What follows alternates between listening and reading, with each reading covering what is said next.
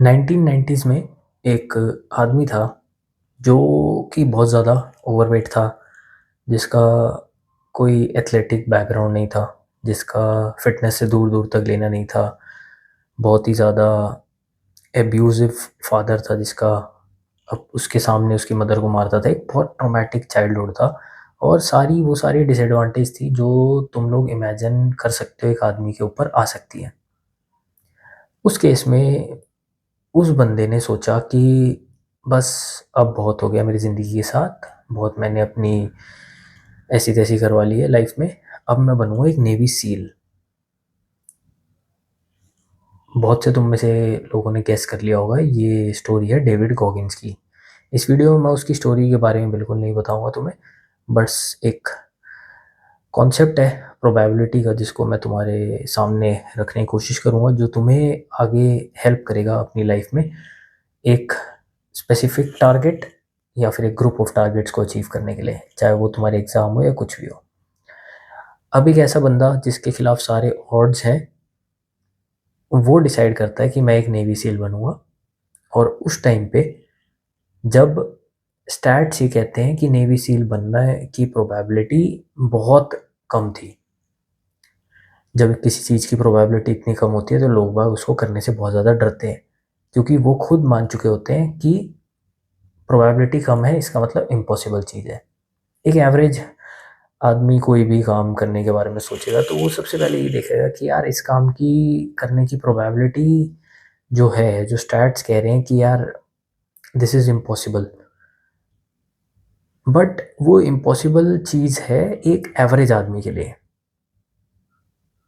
David Goggins average आदमी में से नहीं था, और टाइम टू टाइम हमने अपने इतिहास में देखे हैं कि ऐसे बहुत से आदमी थे जो कि एवरेज नहीं थे, जिन्होंने ये प्रोबेबिलिटी वाले कॉन्सेप्ट को और ये स्टैट्स को पूरी तरीके से डिस्ट्रॉय कर दिया था।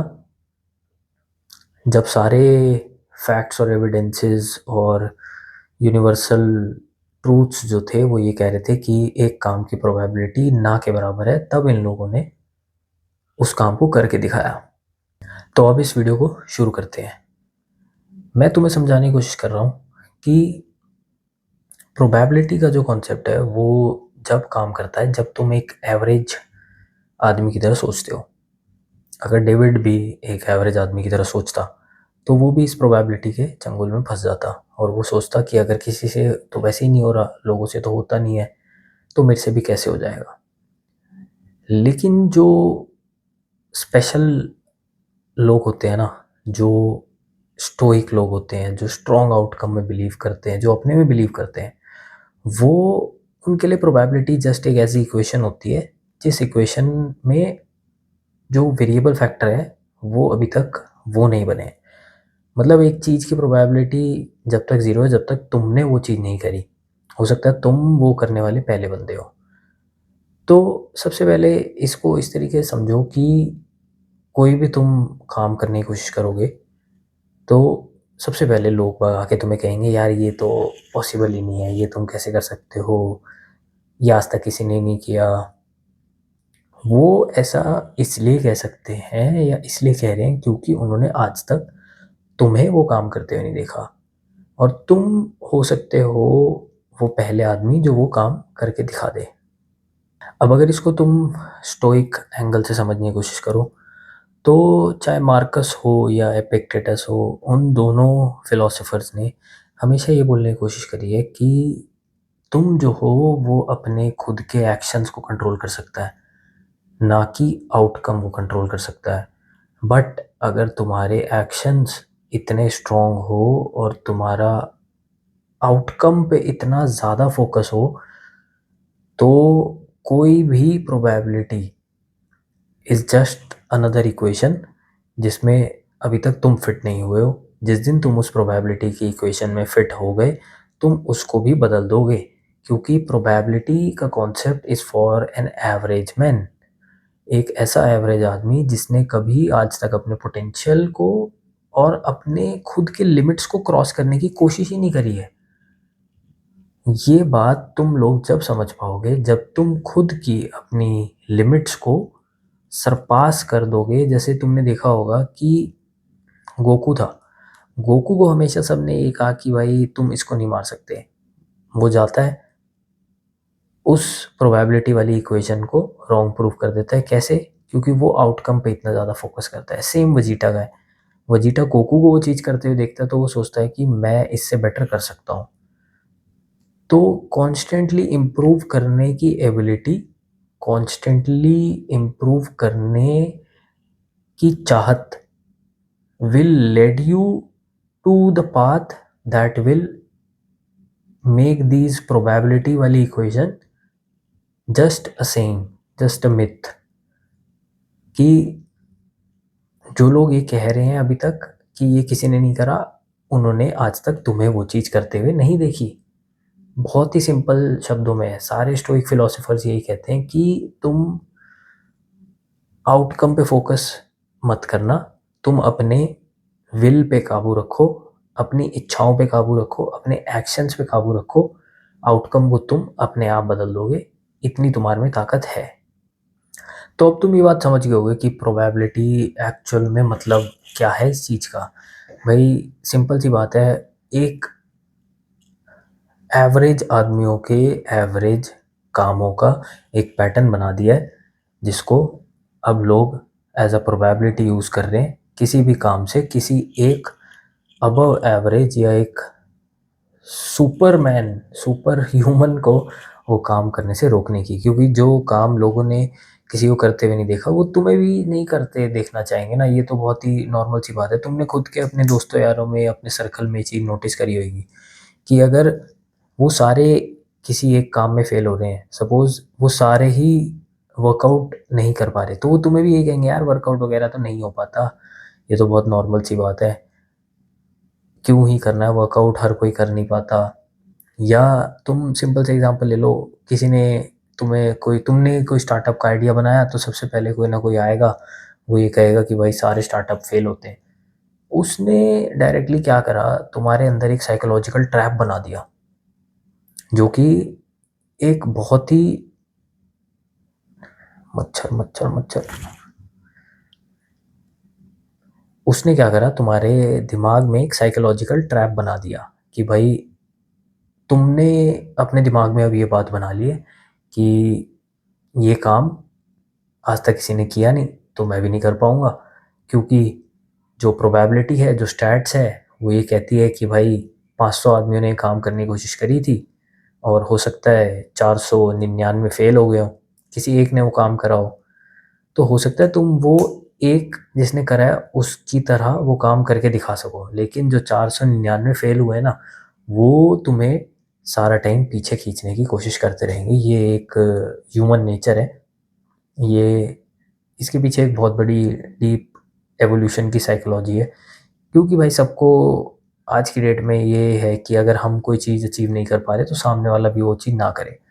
तो प्रोबेबिलिटी का और ये स्टैट्स का एग्जाम्पल लेके एक एवरेज आदमी तुम्हें भी ये कन्विंस करने की कोशिश करेगा कि तुम्हारे अंदर भी एवरेज आदमी वाले ही गुण हैं, तुम उससे ऊपर नहीं हो, हालांकि तुम हो सकते हो।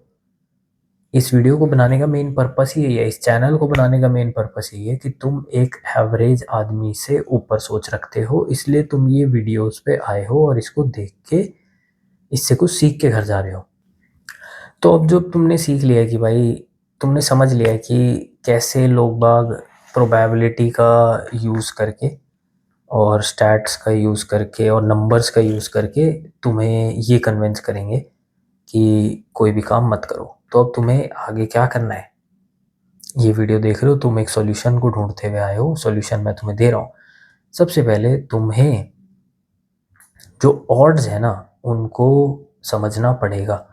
You need to understand what are the odds, कि सही में वो चीज़ हो सकती है या उसके बारे में इतनी हाइप बनाई हुई है कि वो हो ही नहीं सकती। तो तुम्हें ये ऑड्स बहुत समझदारी से समझने पड़ेंगे। अब अगर कोई तुम्हें ये कह दे कि भाई कोई आदमी उड़ नहीं सकता क्योंकि आज तक कोई उड़ा नहीं है, और तुम सोचो कि मैं अपना डिसिप्लिन और करेज को यूज़ करके उड़ने लग जाऊंगा, तो that is stupidity. That is where practical application of this philosophy or this rule comes in, कि आप ऑड्स को वेइ इन तो करो कि क्या प्रोबेबिलिटी है मेरे वो काम करने की, तब जाके तुम उसमें अपना टाइम इन्वेस्ट करना शुरू करो। अगर तुम्हें खुद को तुम यकीन नहीं दिलवा पा रहे कि ये काम हो सकता है, तो आई डोंट थिंक सो कि वो चीज़ तुम्हें करनी चाहिए। सबसे पहले हर स्टोइक फिलोसोफर ने कहा है कि जब तक अपने दिमाग को नहीं जीतोगे, जब तक अपनी खुद की थॉट्स को नहीं जीतोगे, तुम आगे कोई काम कैसे जीत सकते हो।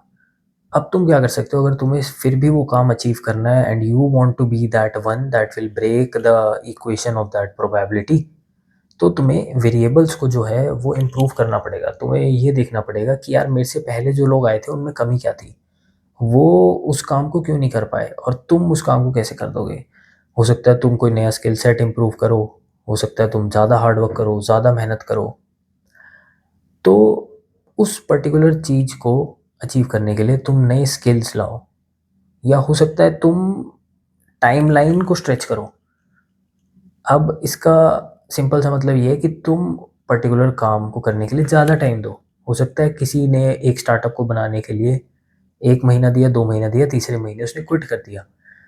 ऑन दी अदर हैंड तुम्हारे पास स्किल है, दिमाग है, सारी चीज़ें, तो तुम सेम स्टार्टअप के लिए टाइमलाइन स्ट्रेच करोगे और उसको ज़्यादा टाइम दोगे। हो सकता है 1 साल देना पड़े, हो सकता है 1.5 साल देना पड़े।